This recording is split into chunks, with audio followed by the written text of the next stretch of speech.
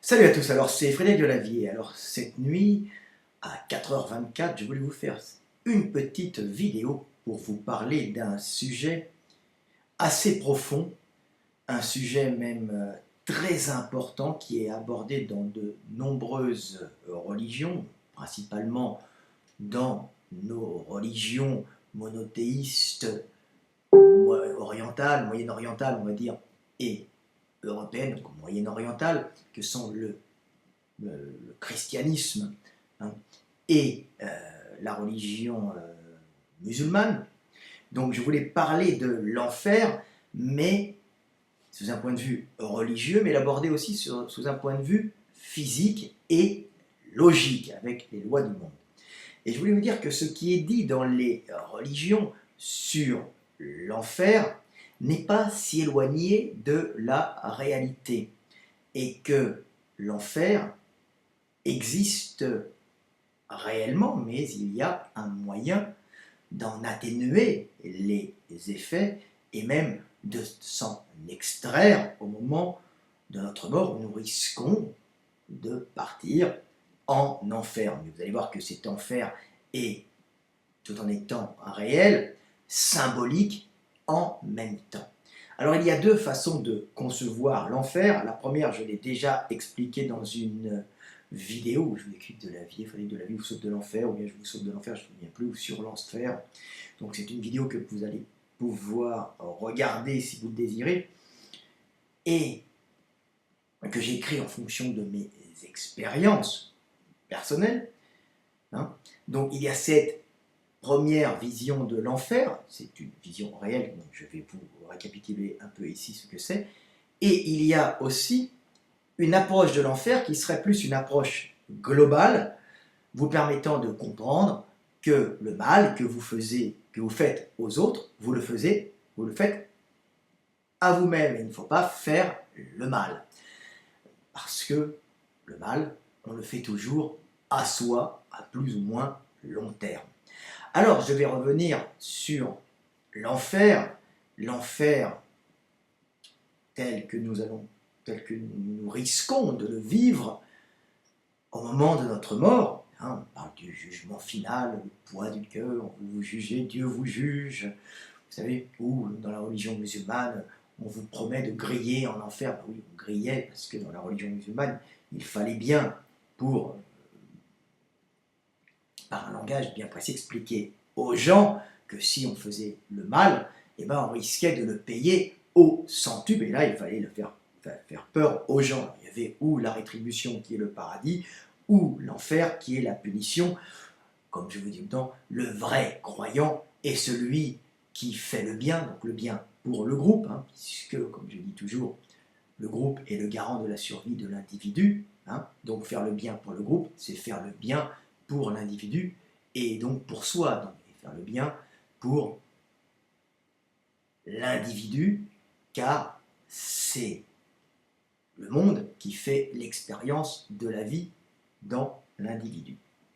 Donc, on faisait peur aux gens, leur disant attention, vous allez aller en enfer, ou vous allez avoir le paradis, ou si vous faites du bien. C'était la carotte ou le bâton pour, en fin de compte, faire avancer les âmes. Le sage, la personne instruite, sait du fond de son cœur qu'il faut faire le bien et n'a pas peur ni de l'enfer, elle n'a pas peur de l'enfer.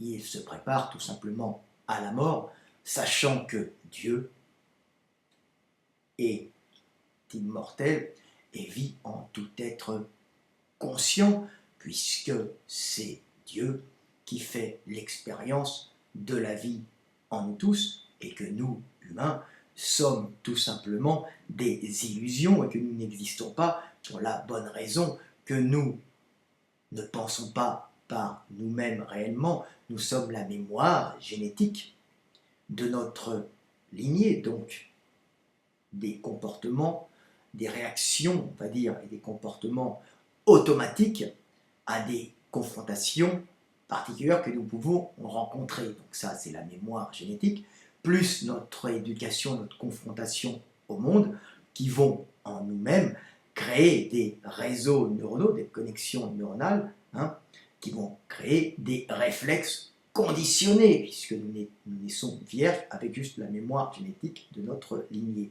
Mais là-dessus, nous allons générer, par notre confrontation au monde et par notre éducation, un ensemble extrêmement complexe de réactions automatiques aux stimuli que nous allons percevoir du monde par nos sens qui nous relient au monde. Donc, en quelque sorte, si nos pensées surviennent, nous n'en contrôlons absolument pas la venue, puisque cette venue des pensées est automatiquement enclenchée par ce que nous percevons du monde, par nos sens, qui à ce moment-là font venir nos pensées et nos réflexions et conditionnent nos actions. Donc le libre arbitre, c'est ça la seule chose que nous savons à un certain niveau de conscience, c'est qu'il n'y a qu'une seule chose, Dieu, que Dieu est tout, et qu'il est en nous, ou que c'est le monde qui pense en nous. Mais le monde pense en nous, mais de notre propre, de notre espace personnel, donc c'est le monde qui pense en nous, mais de notre point de vue personnel au sein du monde. Donc chaque individu, en fin de compte, est la réaction automatique de ce qu'il reçoit de l'ensemble de l'univers, mais de sa situation personnelle au sein du monde. Donc on peut considérer que chaque être conscient est une conscience divine du tout, au sein de ce tout, mais de sa situation personnelle au sein même de ce tout, donc de sa situation spatio-temporelle au sein même de ce tout. Donc nous sommes chacun de nous, êtres humains, dans toutes les galaxies, à tout endroit, la conscience du monde, s'émerveillant devant un ciel étoilé, posant la question « Pourquoi suis-je ici? Qui suis-je? D'où viens-je? Où vais-je? Et quel est le sens de la vie ?» Là-dessus, je vous répondrai que le sens de la vie, c'est vivre et être aimé, aimer l'autre, c'est-à-dire aimer soi-même, puisque l'autre, c'est le monde, ou c'est Dieu qui vit en l'autre, et que c'est ce monde ou Dieu qui vit en nous-mêmes, Dieu ou le monde faisant l'expérience de l'amour à travers la pluralité des êtres. Petite philosophie pour montrer que l'enfer existe, et je vais y venir. Quand nous mourrons progressivement, c'est-à-dire que notre cerveau, notre corps commence à se dégrader. Si nous refusons d'abandonner notre moi, cette illusion d'être, nous risquons de nous enfermer dans la solitude de notre conscience. C'est-à-dire que notre corps, progressivement coupé de ses fonctions, que nos sens, progressivement se détruisant sous l'effet de la mort, de la mort du corps, notre conscience générée par notre petite cervelle, qui elle-même percevait tout, percevait le monde par les sens qui le reliaient au monde, notre conscience se trouve progressivement séparée du monde, donc d'elle-même, et se retrouve dans les ténèbres.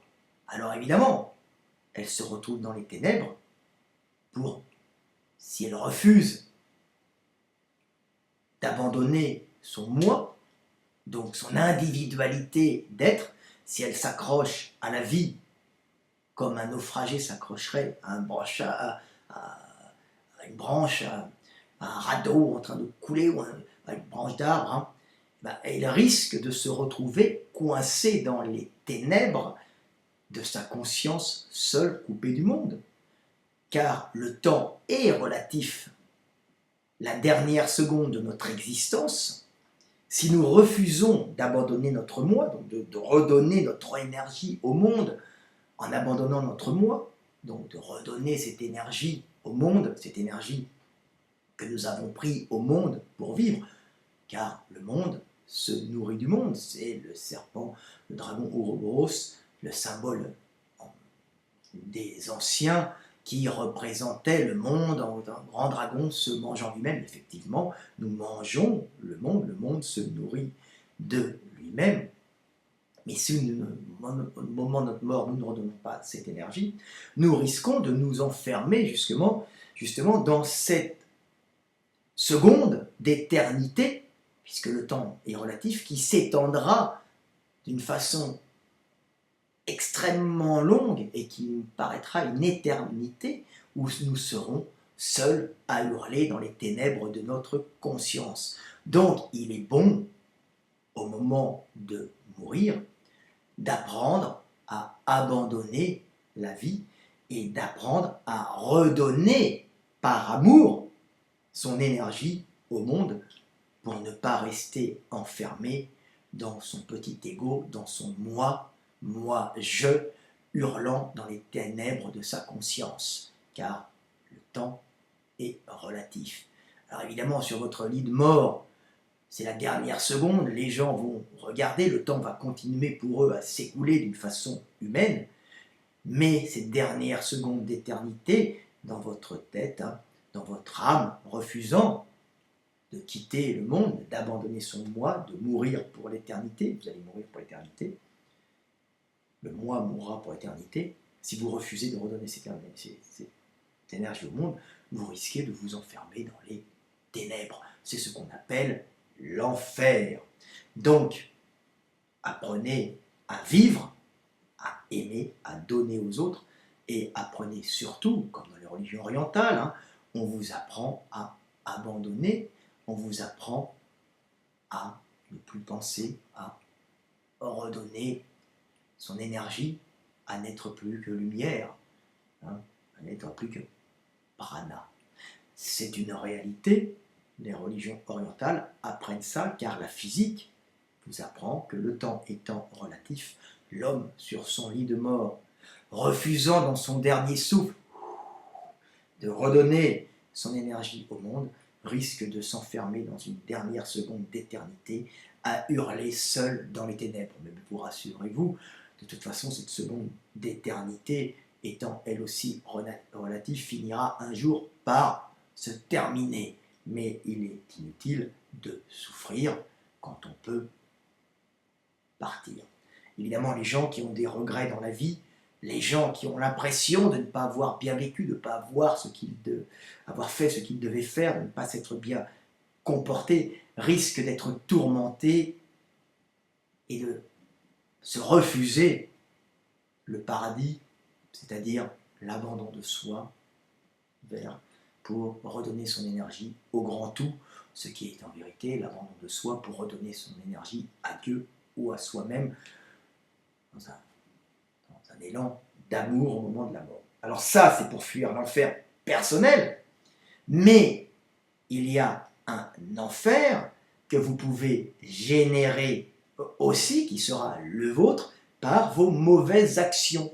Et ça, il est réaliste, il est vrai, bien qu'il soit aussi physique. Ce n'est pas des contes de bonnes femmes ou des religions pour neuneux, car ce que je vous explique, c'est tout simplement des textes anciens qui étaient compris d'une façon un peu inconsciente ou un peu imagée, d'une façon parabole, mais qui décrivent des phénomènes réels.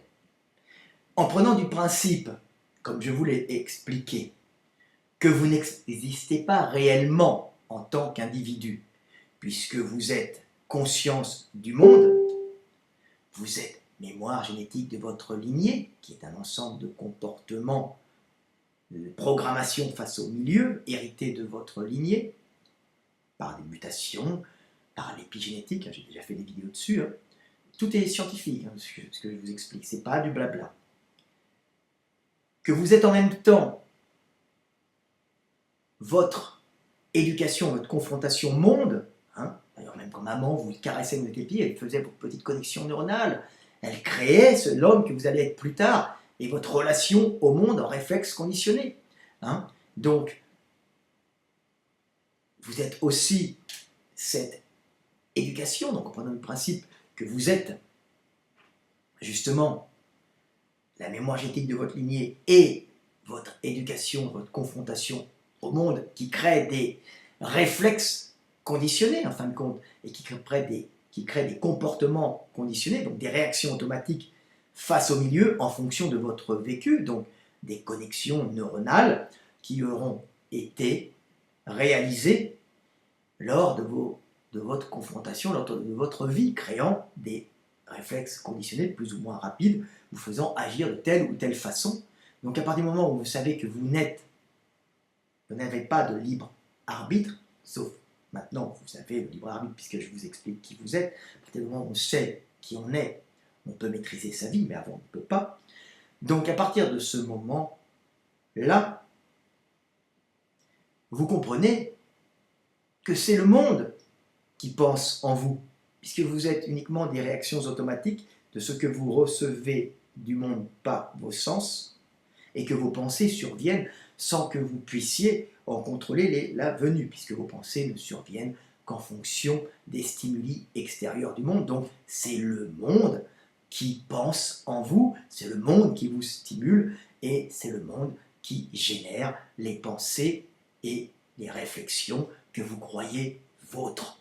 Donc à partir du moment où vous comprenez que c'est le monde qui vit en vous, mais que c'est aussi le monde qui vit dans les autres, vous ne pouvez pas faire le mal et vous ne pouvez plus faire le mal, car faire le mal, c'est-à-dire détruire la vie, détruire les autres, générer du malheur, c'est générer du malheur pour vous-même, puisque c'est toujours le même monde qui pense en chacun de nous.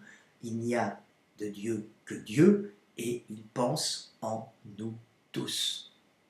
Donc à partir de ce moment-là, à partir de cette prise de conscience, de cet éveil des consciences, comme je le répète souvent, vous ne pourrez plus faire le mal délibérément.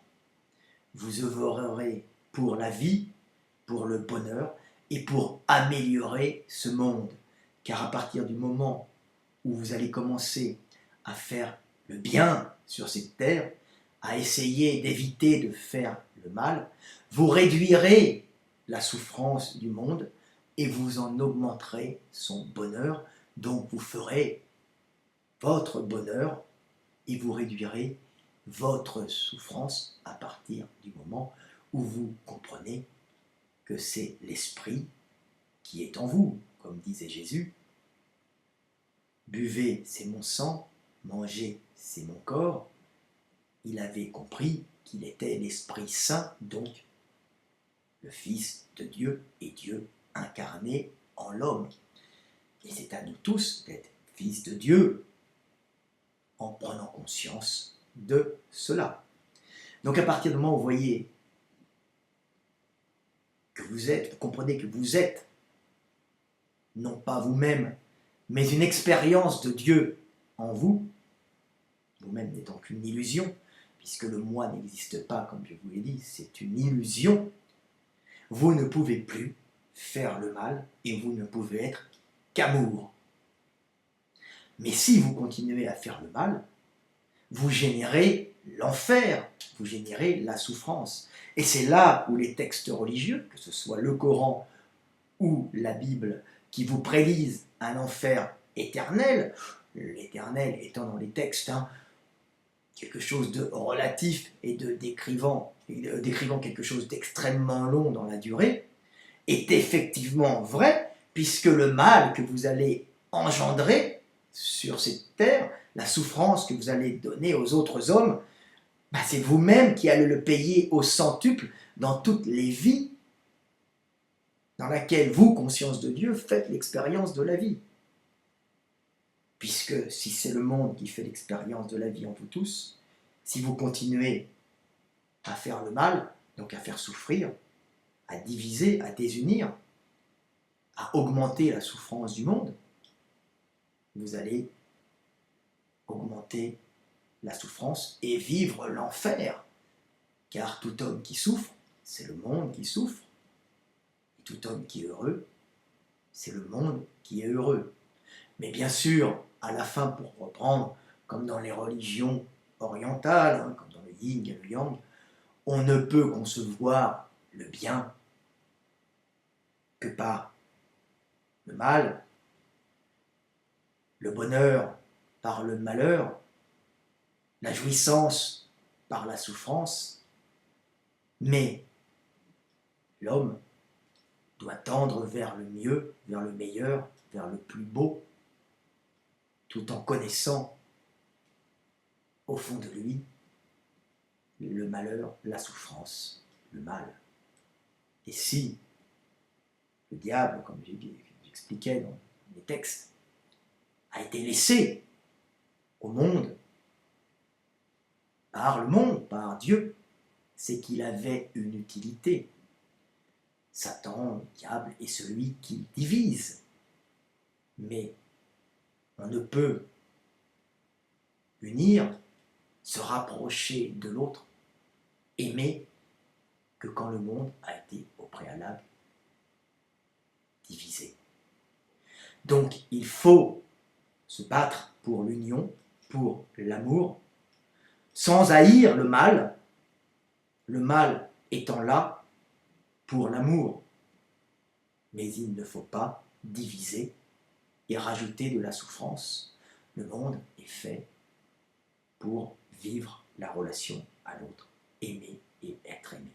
Voilà, petite vidéo théologique, petite vidéo physique, petite vidéo qui, je l'espère, vous aura appris beaucoup de choses. Alors non, je ne suis pas sous cocaïne, non, je ne prends pas de stupéfiants, je travaille, j'ai une famille, je m'occupe de ma famille, je m'occupe des hommes en essayant de les éduquer et je m'occupe de moi-même pour que mon éducation donnée par le monde soit encore plus profonde pour pouvoir redonner au monde, donc redonner à moi-même dans le grand cycle de la prise d'énergie et de la restitution énergétique.